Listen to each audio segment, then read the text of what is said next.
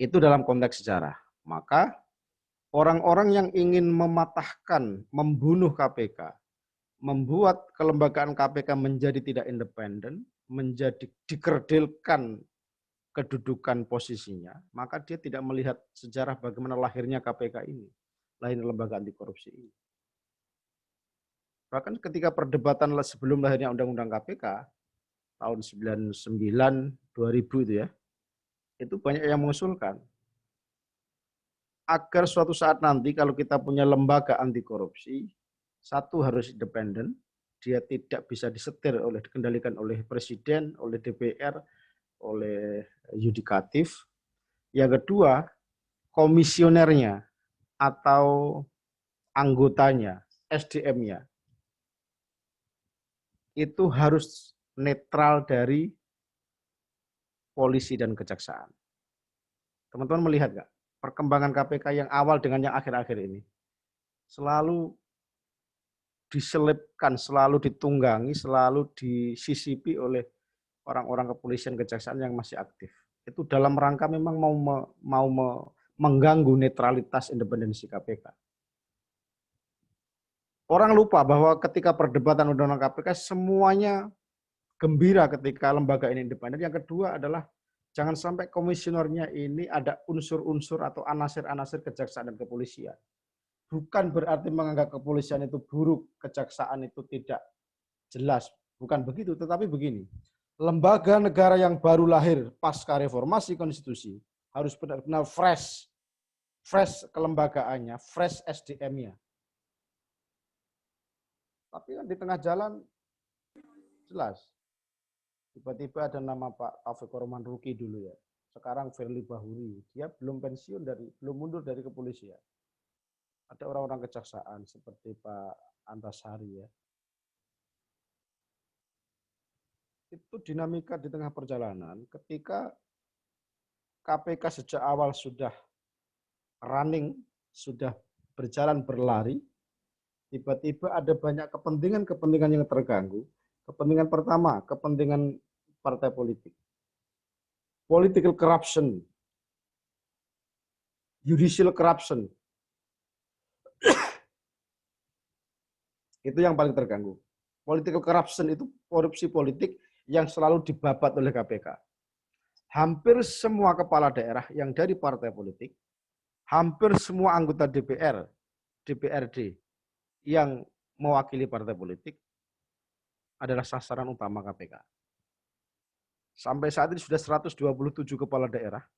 Oh, yang terakhir nganjuk ya, 128 atau mungkin 130-an sekarang. Kepala daerah ditangkap KPK. Kepala-kepala daerah ini padahal mereka adalah ATM-nya partai politik. Partai politik itu memaksa kader-kadernya yang jadi bupati, gubernur, wali kota agar store setiap bulan. Partai-partai yang punya bupati, wali kota, gubernur ini memaksa mereka untuk nyumbang acara kongres parpol, muktamar parpol. Rapat kerja parpol harus didanai oleh kepala-kepala daerah ini. Terus dari mana kepala daerah ini nyumbang ke parpol? Emang gajinya cukup? Enggak cukup. Terpaksa mereka harus korupsi, political corruption. Korupsi politik dari sini. Dari sinilah sumber korupsi politik. Jual beli perizinan tambang, jual beli lelang jabatan kepala dinas, jual beli PNS. Itu yang paling kelihatan selama ini ya.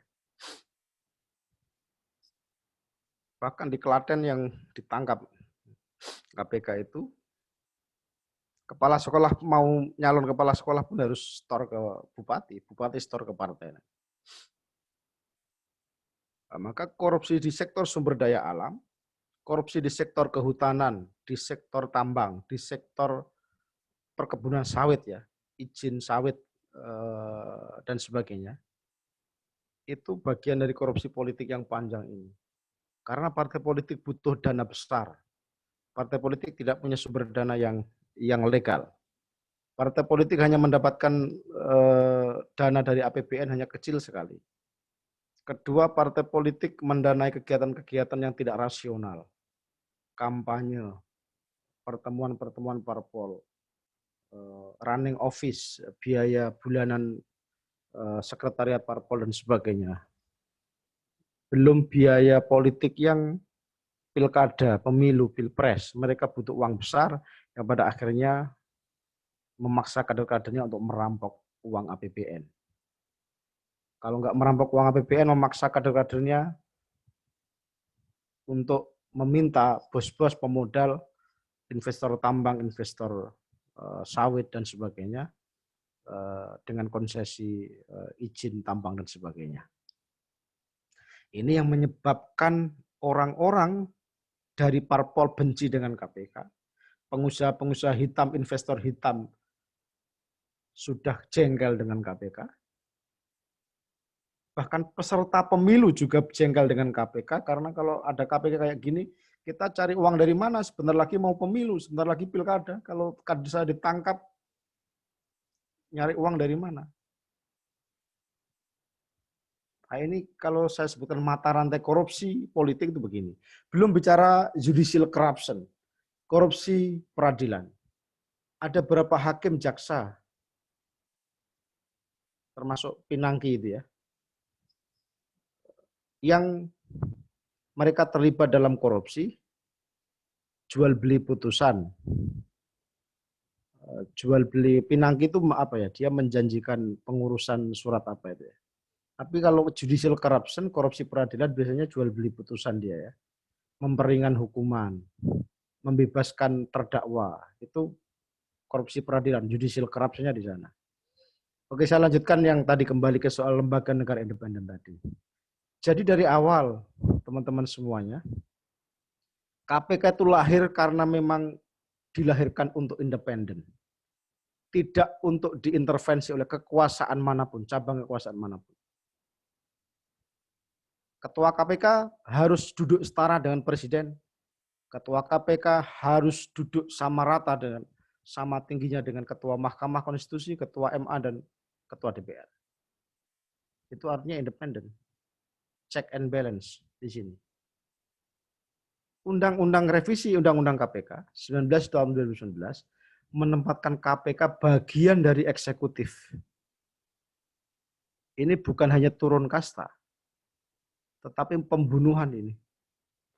Lembaga superbody, lembaga independen yang, walaupun saya tidak menyebut KPK sempurna ya, ada beberapa lembaga-lembaga pasca reformasi yang banyak lahir, tetapi yang mendapatkan hati di masyarakat adalah cuma dua, KPK sama MK ketika itu ya.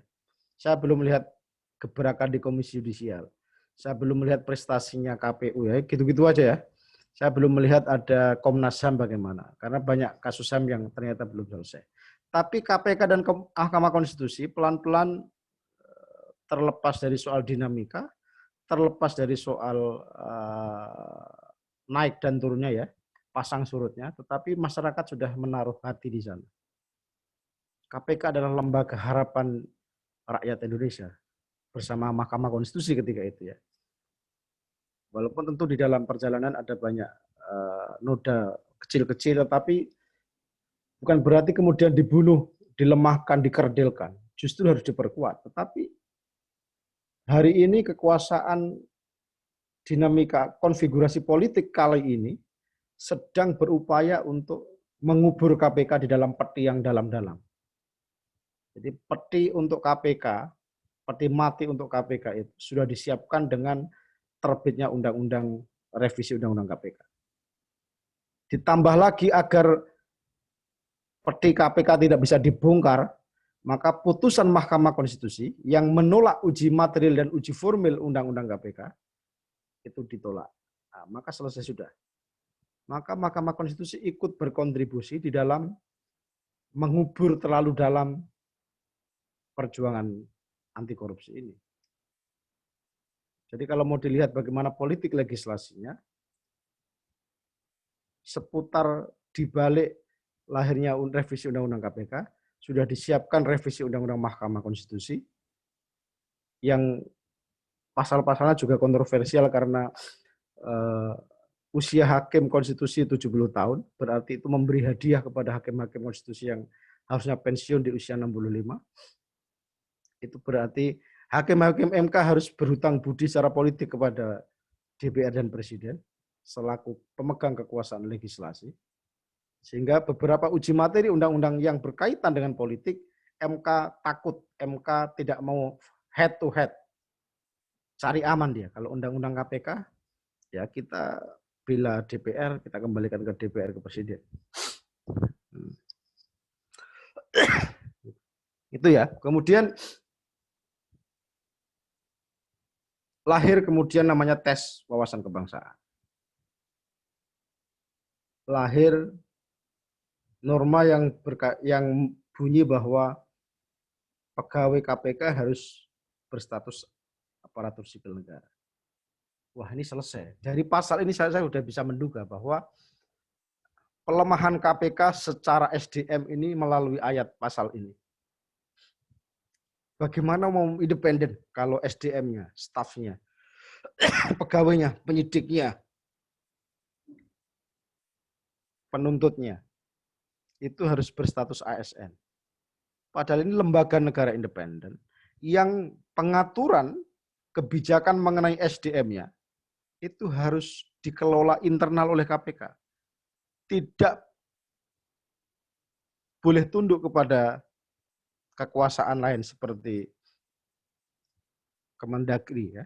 Kalau kepegawaian kan pegawai negeri ASN berarti harus tunduk satu kepada Mendagri, kedua harus kepada Menteri Pan-RB, aparatur negara dan reformasi birokrasi. Tiga ada kalau ujian-ujian PNS, diklat-diklat itu berarti ada lembaga administrasi negara LAN ya. Kalau begini caranya berarti KPK sudah tidak punya independensi, tidak punya kewenangan yang istimewa, sudah bukan lembaga yang super body yang istimewa. Padahal dari awal KPK ini memiliki trigger mekanisme. Lembaga negara yang memiliki mekanisme pemicu, pendorong agar kasus-kasus yang tidak tuntas, kasus korupsi yang tidak tuntas di kepolisian, kejaksaan bisa diambil alih. Trigger mekanisme itu KPK. Tetapi dengan ayat pasal-pasal di revisi Undang-Undang KPK termasuk ASN, alih status ASN, itu sudah runtuh semua. Harapan bahwa KPK akan independen sudah tidak mungkin. Karena bagaimana mungkin mau independen kalau pegawai-pegawainya, penyidiknya harus ASN, harus tunduk pada rezim Undang-Undang Aparatur Sipil Negara, Undang-Undang Pokok Kepegawaian, Undang-Undang PP tentang pegawai negeri sipil dan sebagainya. Gajinya setara dengan pegawai negeri biasa. Bukan hanya itu, bukan hanya soal rekrutmen PNS-nya ya. Pangkat dan golongannya juga sama, nanti terganggu oleh peraturan-peraturan di ASN. Karena ASN suatu saat penyidik penuntut di KPK bisa dimutasi, bisa dipindahkan.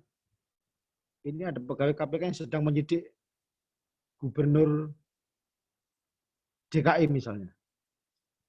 Dan bagaimana mungkin seorang pegawai negeri sipil yang golongannya masih baru eselon 3 ya, mau menyidik kepala-kepala daerah yang eselonnya lebih tinggi, pembina pegawai negeri. Ini konflik of interest yang besar, pertentangan kepentingan yang yang mengancam KPK pasti mati lah. Mati ini. Bukan hanya lemah ya, tapi sudah mati, sudah selesai. Padahal KPK sepanjang sejarah menyelamatkan uang negara jumlahnya ratusan miliar. Tetapi orang menutup mata. KPK terlalu super body, KPK terlalu apa ya? Terlalu besar kewenangannya, harus diawasi. Di pasal yang revisi Undang-Undang KPK disebutkan bahwa kewenangan Dewan Pengawas itu jauh lebih besar daripada pimpinan komisioner. Padahal Dewan Pengawas di Undang-Undang revisi Undang-Undang KPK syaratnya lebih ringan. Bahkan Dewan Pengawas bisa merangkap sebagai komisaris di perusahaan, bisa merangkap sebagai pengurus ormas. Sementara pimpinan KPK syaratnya lebih ketat. 15 tahun berkarir di bidang hukum atau sarjana hukum yang punya pengalaman 15 tahun, atau di bidang perbankan, keuangan, dan sebagainya. Lebih sulit.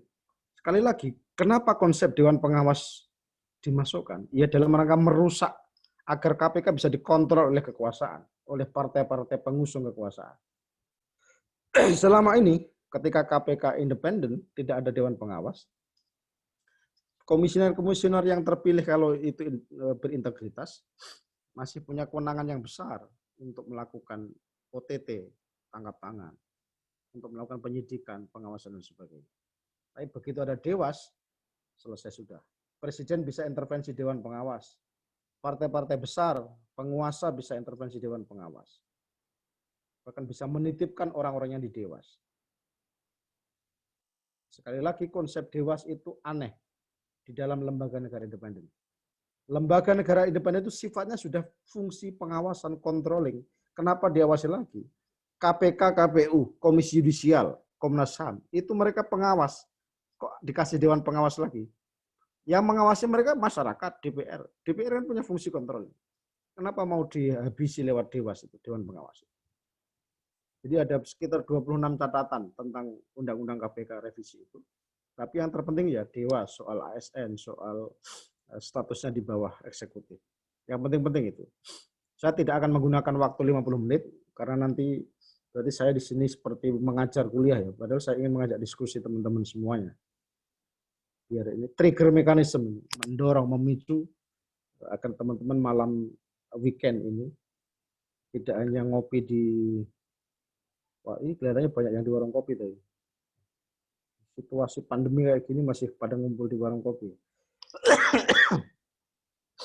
Terakhir sebelum saya menutup prolog mukotimah ini, saya ingin mengajak teman-teman berpikir. Seandainya KPK benar-benar selesai secara material ya. Kalau formil masih ada, masih hidup. Sampai kapanpun KPK tetap lembaganya ada, komisionernya ada, pegawainya tetap ada, gedungnya ada ya, anggarannya ada, tetapi sudah tidak bisa melakukan penyidikan-penyidikan yang penting, melanjutkan kasus-kasus korupsi bansos, melanjutkan kasus-kasus Harun Masiku, melanjutkan kasus EKTP, kemudian Bank Senturi dan sebagainya. Apalagi ada sekitar 50 orang yang mereka sudah memegang kasus-kasus besar, dinyatakan tidak lolos tes wawasan kebangsaan. Kalau kita mau berpikir kritis, siapa sih di balik pelemahan ini? Masa sih hanya satu orang? Satu kekuatan yang biasa nggak mungkin ya. Saya kira Presiden tidak kuasa melawan kekuatan besar yang ingin melemahkan KPK ini. Tapi sekali lagi di balik pelemahan KPK, di balik matinya KPK, ada aktor-aktor korupsi politik, korupsi di sektor bisnis gelap, bisnis tambang, bisnis batubara, mineral batubara, migas, yang mereka merasa terganggu. Sehingga mereka ingin berambisi untuk menghabisi KPK, agar bisnis mereka tetap jalan, bisnis gelap mereka tetap jalan. Mafia di sektor tambang yang mereka menyumbang ke partai, bahkan 50% anggota DPR RI di parlemen di Senayan, mereka adalah komisaris, mereka adalah pemegang saham di perusahaan-perusahaan tambang yang ilegal. Coba kamu diteliti sekali-kali teman-teman mahasiswa. 560 anggota DPR di Senayan, itu profilnya yang benar-benar aktivis kayak kalian ini, berapa orang? Mereka kan tiba-tiba punya saham di perusahaan migas mana. Kalau nggak gitu dia artis, punya saham di pabrik apa itu. Nah, ini yang membuat ada konflik of interest yang besar. Kepentingan politik parlemen dengan kepentingan bisnis pemodal. Yang mereka terganggu dengan gerakan-gerakan lembaga anti korupsi yang selalu menyasar korupsi politik yang besar itu. Di setiap pilkada, pemilihan gubernur, pemilu, pasti ada investor-investor ini yang menyumbang ke partai besar. Di setiap menangnya seorang calon gubernur, pasti ada bos tambang yang menyumbang. Di setiap kemenangan seorang bupati, ada bos-bos gelap yang menyumbangkan uangnya. Mereka kan pengen uangnya harus balik. Tapi kalau tiba-tiba izinnya dibatalkan KPK, Mereka bisa rugi dong. Oke, saya kira itu pemicu saya untuk mengantarkan diskusi teman-teman. Jadi jangan sampai terlalu malam ya. Diskusi itu kalau terlalu malam menjadi sangat tidak ilmiah. Tapi kalau sejam setengah itu ya ilmiah, akademis itu ya. Diskusi 3 jam itu sudah nggak ilmiah. Lebih dari 2 jam itu bobot ilmiahnya makin merosot itu ya. Nah, kalau ngopi boleh 2 jam 3 jam, tapi kalau diskusi ya 1 jam setengah itu paling lama. Itu Robi ya pengantar saya. Robi, Rio, Reza. Sekian, assalamualaikum warahmatullahi wabarakatuh. Terima kasih kepada Pak Gugun. Untuk selanjutnya, apakah Bang Rivaldi sudah siap atau masih ada di perjalanan?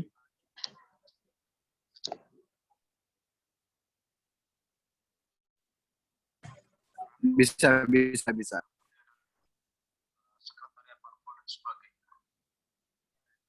Baik, Bang.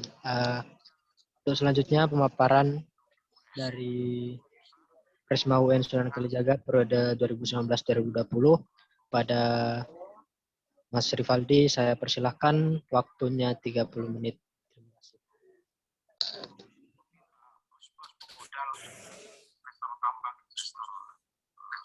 Bismillahirrahmanirrahim. Assalamualaikum warahmatullahi wabarakatuh.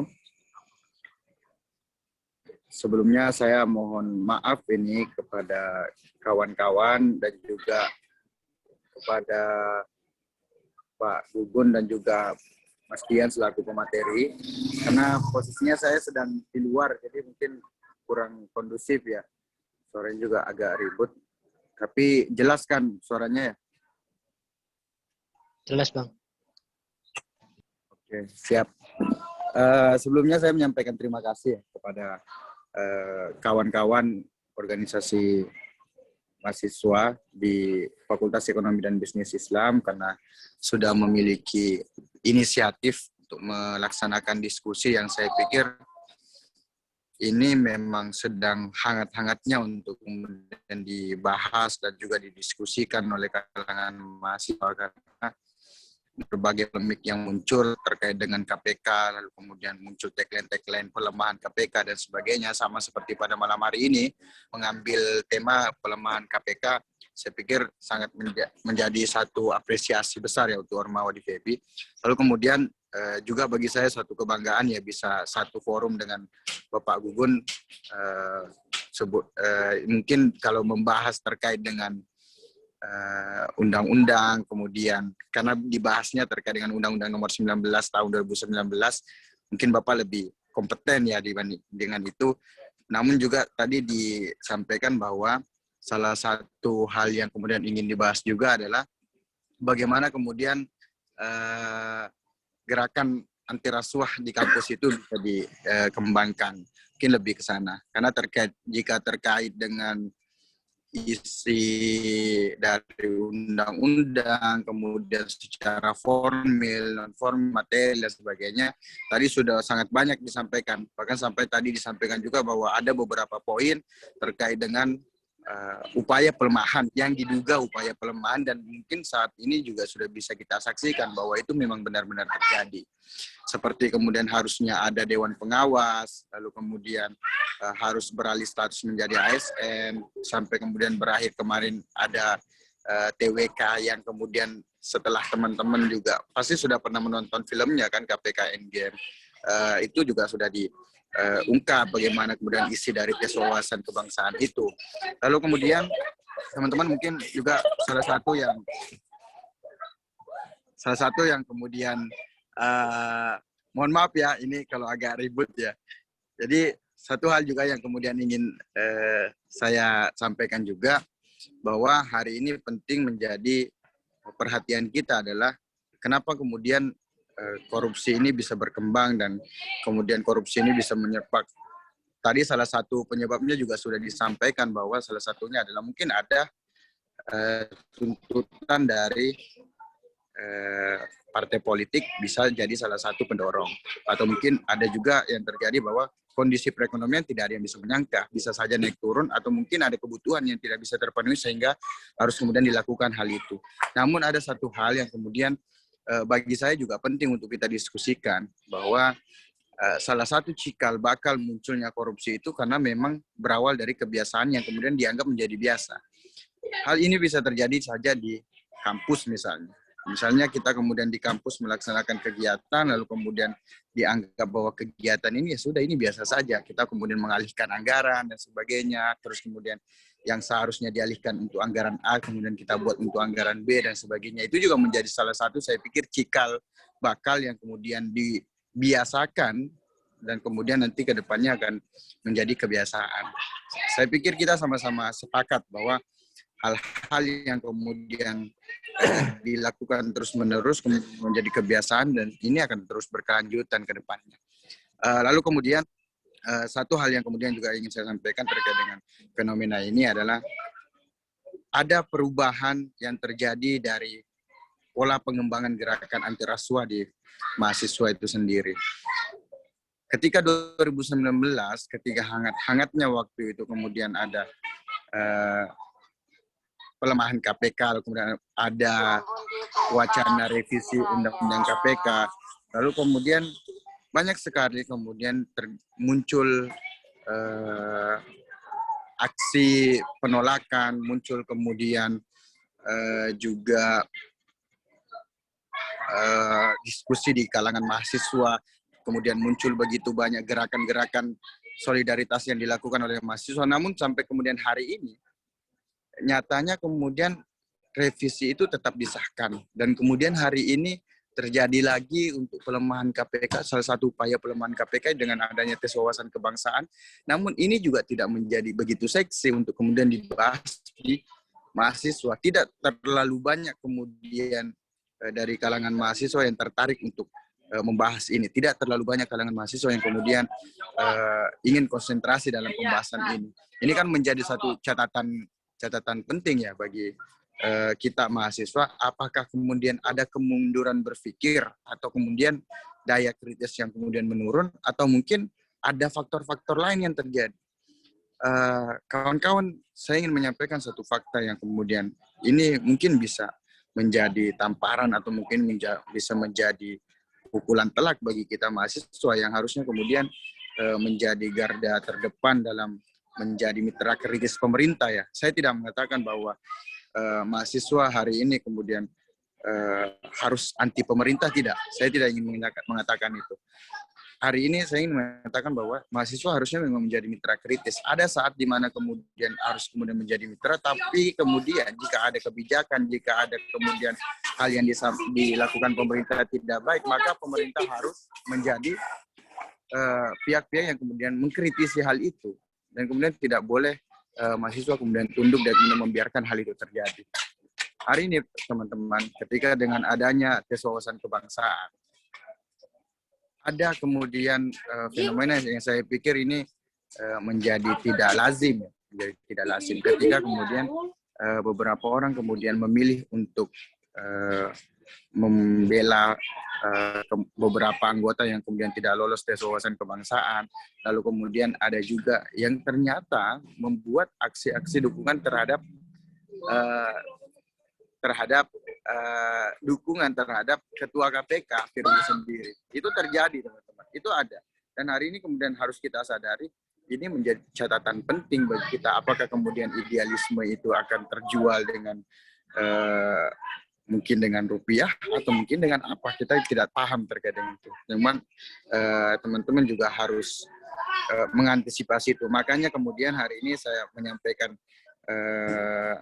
apresiasi karena saya pikir dengan forum seperti ini teman-teman akan lebih paham. Satu hal yang kemudian membuat tidak kemudian banyak sekali mahasiswa yang kemudian ingin konsentrasi dalam pembahasan terkait KPK dikarenakan memang tidak ada pemahaman atau mungkin tidak ada wawasan yang didapatkan terkait bagaimana sebenarnya kondisi yang terjadi. Tidak kemudian banyak orang yang ketika ditanya apa isi dari revisi Undang-Undang KPK yang terjadi di di tahun 2019 itu tidak banyak yang tahu. Tidak banyak yang kemudian bisa menindaklanjuti dari pasca aksi 2019 misalnya, yang kemudian ribuan mahasiswa tumpah ruah di jalanan untuk menolak hal itu. Namun hari ini juga tidak ada yang paham terkait itu, atau mungkin ada tapi segelintir. Lalu kemudian tidak ada gairah, ditambah lagi dengan kondisi bahwa hari ini kita beralih dari tradisi yang awalnya segala sesuatu bisa kita obrolkan dengan tatap muka, segala sesuatu bisa kita obrolkan di warung kopi misalnya, segala sesuatu bisa kita obrolkan di ruang-ruang diskusi. Tapi hari ini kemudian terbatas oleh pandemi lah, kemudian pembatasan kegiatan lah, atau kemudian harus jaga jarak lah dan sebagainya. Itu semuanya jadi salah satu kendala yang saya pikir membuat kita sedikit apatis dengan apa yang sebenarnya terjadi. Sekarang yang dipikirkan adalah bagaimana kita bisa cari makan, bagaimana kemudian perut bisa terisi, dan akhirnya teralihkan dengan berbagai banyak isu. Hari ini teman-teman juga bisa lihat, kenapa kemudian tingkat ini sedikit melebar dari pembahasan, tapi saya pikir ada korelasinya. Bagaimana kemudian hari ini Indonesia tidak kemudian secara cepat menekan angka COVID. Ini terus kemudian teman-teman bisa lihat di luar negeri, bahkan di daerah-daerah lain, ini sudah menjadi normal, bukan new normal lagi, sudah normal. Kenapa? Banyak kemudian diredam. Dengan semakin sedikitnya kontak sosial kita, maka semakin sedikit juga diskusi yang muncul, semakin sedikit juga gagasan yang muncul dari perkumpulan dari mahasiswa yang harusnya menjadi kritis dalam berbagai hal yang terjadi di negeri ini. Terus kemudian kawan-kawan sedikit juga terkait dengan isi dari kemudian revisi undang-undang yang terjadi pada tahun 2019, Undang-Undang Nomor 19 tahun 2019. Saya pikir yang juga adalah bagaimana kemudian peluang itu kemudian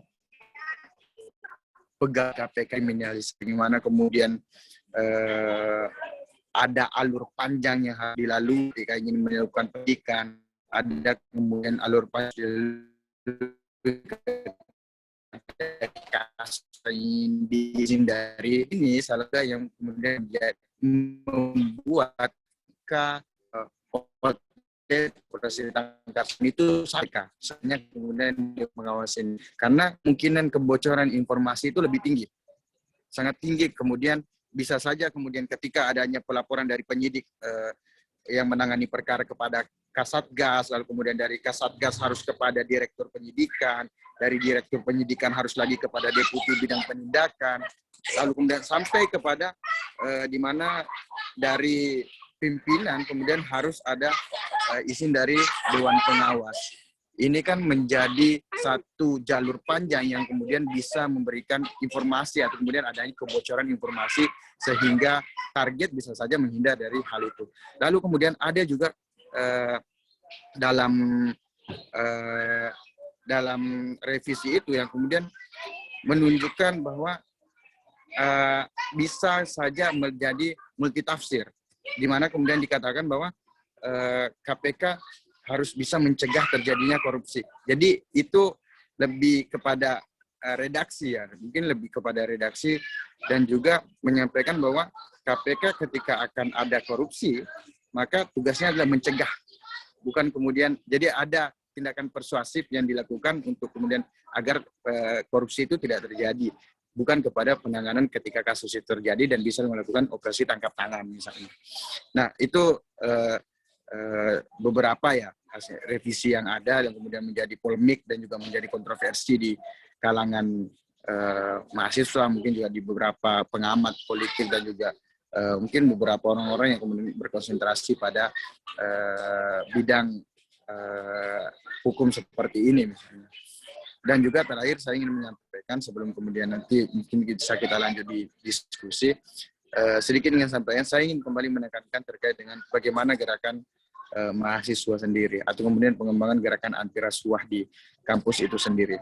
Kita bersentuhan langsung dengan miniatur negara, atau kemudian sering kita sebut bahwa kampus ini atau student government yang ada di kampus itu berkaitan dengan miniatur negara. Bagaimana kemudian dari tingkatan universitas ada presiden, sampai kemudian dengan fakultas ada gubernur, sampai ke jurusan. Bahkan itu setara misalnya kalau negara adalah bupati dan sebagainya. Dan itu sangat kompleks, kawan-kawan, sangat kompleks. Apa yang kemudian bisa terjadi di kampus hari ini sebagai miniatur negara, bisa saja kita lakukan di dunia nyata ketika kemudian terjun di sistem kepemerintahan yang asli. Makanya saya mengajak mungkin lebih kepada ada nilai-nilai atau kemudian norma-norma yang kemudian tidak bisa ditinggalkan juga ketika ada kegiatan misalnya, atau kemudian ada giat di kampus yang kemudian itu akan berurusan dengan anggaran dan sebagainya. Itu harus mendapatkan perhatian khusus dari kita semua. Oke, mungkin itu saja ya sedikit dulu dari saya. Tadi sudah banyak juga disampaikan oleh Pak Gugun. Saya hanya ingin menekankan terkait bagaimana kemudian gerakan dari mahasiswa dan mencegah cikal bakal korupsi itu muncul di kampus itu sendiri. Terima kasih. Wallahu muwaffiq ila aqwamit thoriq. Wassalamualaikum warahmatullahi wabarakatuh. Terima kasih pada Mas Rivaldi atas pemaparannya. Sebelum ke materi selanjutnya, mungkin kepada seluruh peserta diskusi pada malam hari ini bisa terpantik dengan beberapa pertanyaan yang diberikan oleh Mas Gugun dan juga Mas Rivaldi. Yang pertama itu, seandainya KPK ini selesai secara material, tidak bisa melakukan penyidikan, siapa di balik dan berapa orang? Dan seperti ini nggak hanya satu, ada banyak sekelompok. Itu menjadi pantikan pertama. Dan yang kedua, gerakan anti rasuah di kampus semoga tidak menjadi cikal bakal ke depannya pada mahasiswa, para aktivis ini, karena dari kegiatan-kegiatan kampus yang tadi disampaikan sama Mas Rivaldi, bahwa hal tersebut dianggap biasa dan nanti menjadi kebiasaan. Mungkin ini menjadi pemantik awal ya kepada kawan-kawan mengikuti diskusi pada malam. Untuk selanjutnya langsung saja kepada pemateri terakhir, Mas Dian Wahyudi. Waktu tepat saya persilakan. Halo, cek, benar ya? Oke, sebelumnya Assalamualaikum warahmatullahi wabarakatuh. Terima kasih saya ucapkan kepada Komisi 2 dan juga dari DEMA, dari Sospol ya, terkait acara malam ini. Dan juga saya hormat kepada Bapak Gugun dan juga Pak Pres Rivaldi tahun 2020 kayak gitu ya. Di sini saya diminta sama Pak Endia untuk sedikit berbicara ya terkait peran mahasiswa dalam upaya pencegahan korupsi di lingkungan kampus itu, tentang bagaimana sih korupsi itu bisa terlaksana di kampus dan kira-kira apa sih caranya untuk mencegahnya supaya tidak makin masif lagi perkembangan korupsi ini, gitu ya. Mungkin Rio next PT-nya. Next.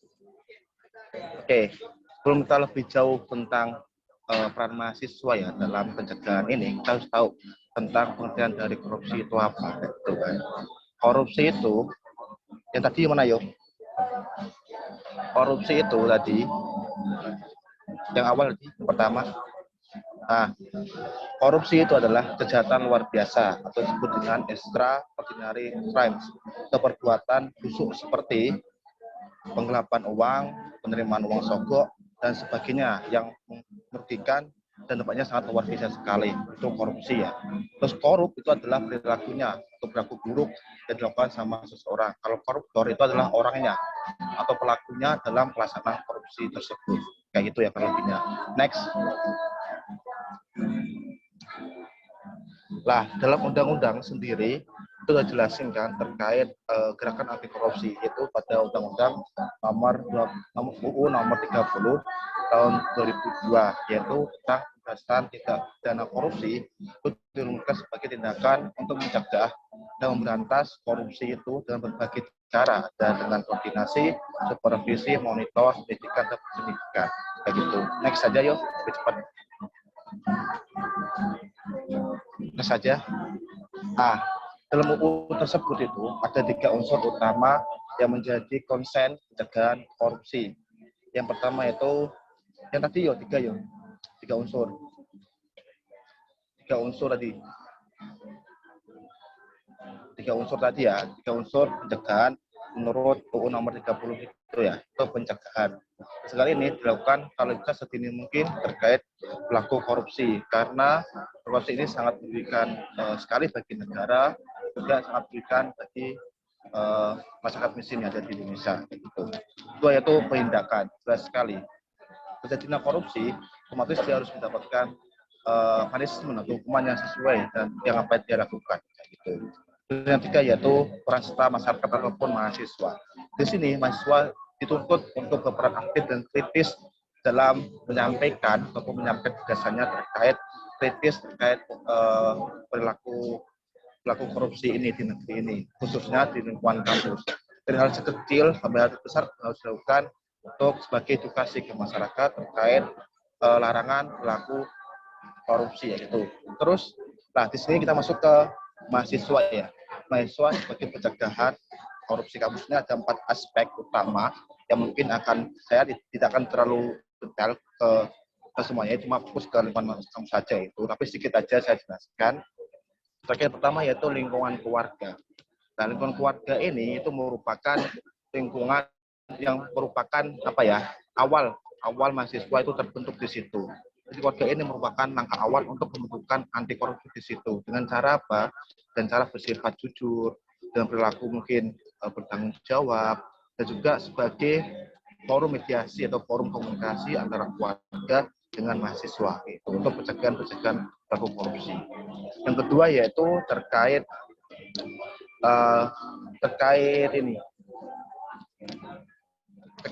masyarakat sekitar. Hal ini sama dengan apa dilakukan oleh mahasiswa ataupun kelompok mahasiswa untuk mengamati lingkungan masyarakat. Apakah kantor-kantor di lingkungan masyarakat tersebut dia melakukan praktek korupsi atau tidak, ataupun dengan melakukan edukasi kepada masyarakat terkait pentingnya kita harus menjauhi korupsi. Gitu. Terus ketiga yaitu terkait tingkat lokal ataupun internasional. Nah, di sini bagi mahasiswa juga dituntut untuk bersifat kritis kepada kebijakan pemerintah. Hal ini apa gunanya? Untuk bisa membantu masyarakat ataupun membantu orang kecil ini bisa menyampaikan aspirasi ataupun bisa melaporkan kejahatan atau praktek korupsi ke polisian, itu ya. Terus selanjutnya yaitu di lingkungan kampus. Lingkungan kampus ini merupakan titik awal ya kita untuk bisa merespon terkait perilaku korupsi yang ada di dalamnya. Bisa saja ya pada awal penerimaan mahasiswa baru itu saja sudah banyak sekali perilaku korupsi di sana. Bisa saja ada beberapa dosen atau beberapa oknum yang memanfaatkan jalur masuk mahasiswa dan cara menjual jalur itu juga bisa merupakan korupsi ya gitu kan. Belum lagi ntar di dalamnya kan bisa ada proses saja kayak pembuatan anggaran palsu ataupun yang lainnya kayak gitu. Next yo. Next. Halo next. Lah, disinilah objek sebagai agen perubahan untuk bisa merespon terkait perubahan tersebut, terkait tentang pendidikan anti korupsi. Ya, ini ada beberapa nilai-nilai anti korupsi yang bisa diterapkan sebagai pendidikan dini ya di awal di dalam perguruan tinggi. Yang pertama itu jujur.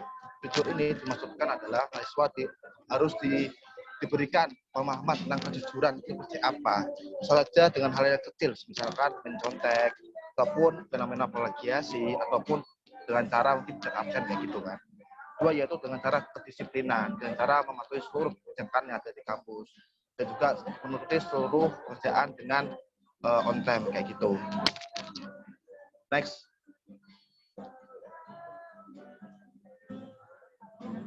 Next. Dua itu sikap. Itu meliputi sikap keadilan, keberanian, dan juga kepedulian. Nah, sikap keadilan ini apa? Kita harus bersifat adil ke dalam seluruh elemen yang ada di kampus. Misal nih, kalau kita memang bersalah, kita harus mengakui kesalahan kita. Dan kalau ada yang orang salah, kita laporkan kayak itu kan adil. Tidak boleh adanya pilih kasih di lingkungan kampus kayak itu. Terus juga harus berani. Berani apa? Berani untuk melaporkan ketidakadilan di kampus. Misal saja nih dalam hal di kampus misalnya mungkin ada beberapa organisasi ataupun ormawa dia mungkin melakukan kesalahan di situ. Harus berani untuk melaporkan ke mahasiswa itu harus ada organisasi tersebut. Gitu. Makanya harus berani itu kan. Dan juga peduli sama antar mahasiswa. Bisa saja ada mahasiswa yang kesulitan masalah UKT, kita bareng-bareng untuk gotong royong untuk membantu untuk meringankan beban dari mereka. Kayak gitu. Next yuk. Next. Halo, next.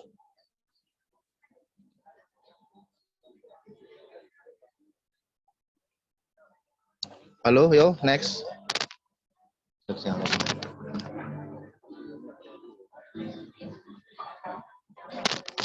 Next, yuk.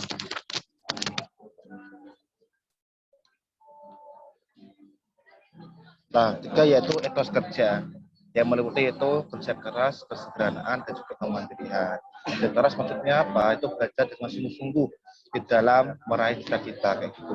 Juga memanfaatkan waktu luang untuk belajar, dan bersifat aktif dalam belajar, misalnya baik kepada dosen tentang materi yang dipelajari dalam perkuliahan gitu. Juga itu mandiri, yaitu mampu menghadapi tantangan dengan baik, mampu bersyukur di masa-masa sulit kayak gitu. Juga itu kesederhanaan, yaitu berpakaian yang sopan saja dan berlebihan, dan jangan terlalu mementingkan egonya untuk tampil secara profesional gitu. Tapi aja by yourself gitu loh. Gitu aja. Next. Next. Nah, nanti kan tentang inti ya, tentang prinsip anti korupsi yang bisa diterapkan mungkin di kalangan organisasi ataupun di kalangan mahasiswa kayak gitu. Pertama itu adalah prinsip akuntabilitas, dua prinsip transparansi, itu prinsip kontrol kebijakan. Next saja yuk. Next. Nah, pertama itu akuntabilitas. Itu gini. Contohnya itu misalnya ini, itu dia harus seluruh kegiatan organisasi ataupun kegiatan tim ataupun teman itu harus melaporkan kepada mahasiswa secara jelas dan apa tujuannya kayak gitu. Supaya apa sebagai bukti pelaporan kita ke mahasiswa dan sebagai tanggung jawab kita sebagai akademisi, sebagai organisatoris, juga harus bisa menyampaikan dengan cara yang jelas ke mahasiswa kayak itu. Dua itu transparansi. Transparansi ini itu tentang penggunaan anggaran. Anggaran yang kita gunakan harus tetap jelas tanpa adanya penipuan sebesar pun, tanpa adanya penipuan terhadap mahasiswa terkait dengan program yang dilakukan oleh organisasi itu kan. Dan itu harus jelas dicerminkan dalam kegiatan-kegiatan dari intrakampus maupun dari kegiatan dari masing-masing RKM maupun dari masing-masing para pimpinan di PEBI kayak gitu. Dan terakhir adalah kontrol kebijakan. Ini adalah mengontrol kebijakan-kebijakan ataupun kebijakan yang diterapkan oleh universitas pada mahasiswa. Kita mengontrol di situ apa itu adanya peran politik atau enggak, adanya peran korupsi atau enggak kayak gitu kan. Juga kita mengontrol dalam seluruh kegiatan RKM. Saja di mana kita harus mengontrol secara kritis di situ terkait programnya, apa yang diserahkan mahasiswa, benar apa enggak, apakah emang adanya penipuan maupun cuma penggelapan anggaran saja kayak itu, harus jelas di awal kayak itu kan. Dan terakhir ini, mungkin sebagai pemantik saja terakhir ya, ini adalah apa kata-kata mutiara ya dari saya itu kan. Tantangan anak muda adalah tantangan pemuda masa lalu adalah perjuangkan kemerdekaan Indonesia. Tetapi beda dengan tahun sekarang ini adalah untuk memerangi korupsi. Itulah sedikit dari saya, mungkin sebagai pemantik saja, benar lebih diskusi saja, ke depannya lebih enak. Mungkin itu aja, terima kasih. Moderator, sekian.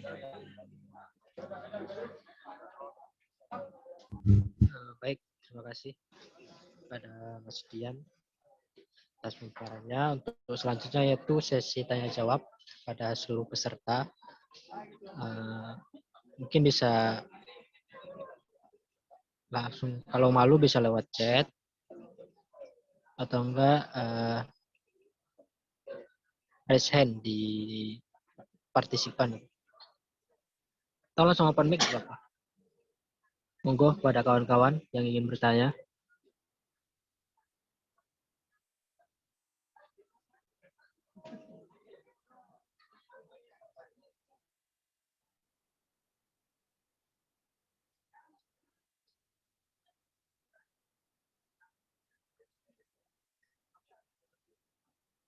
Sedikit saya bacakan ulang, jadi memantik ya pada diskusi pada malam hari ini.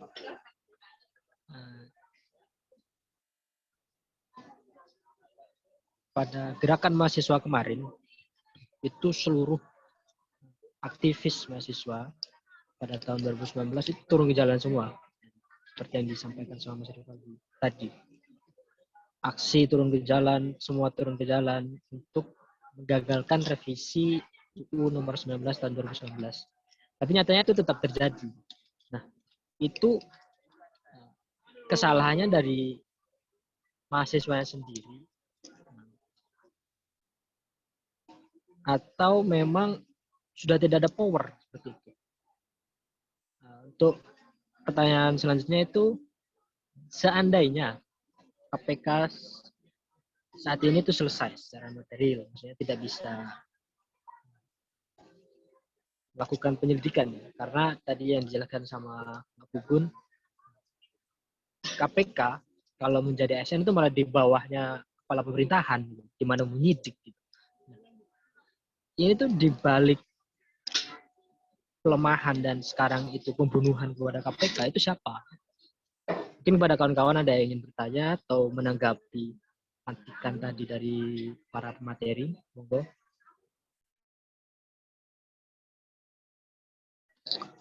Kalau malu untuk on cam atau open mic bisa lewat chat aja ya. Monggo silakan.